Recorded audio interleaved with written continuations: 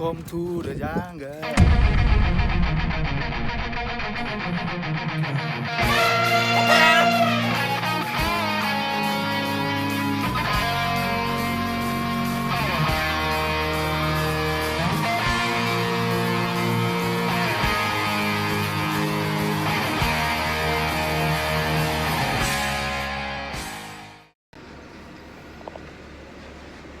What are you looking at? At that intro.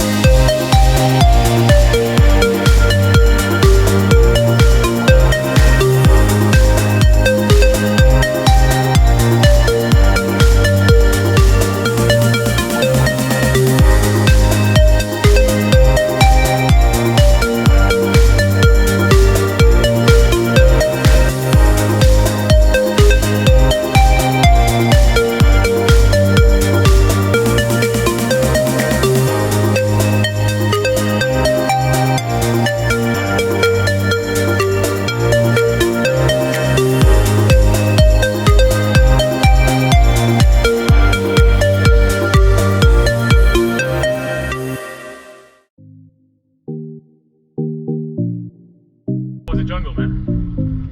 Oh man, you call that the jungle? That's just my backyard.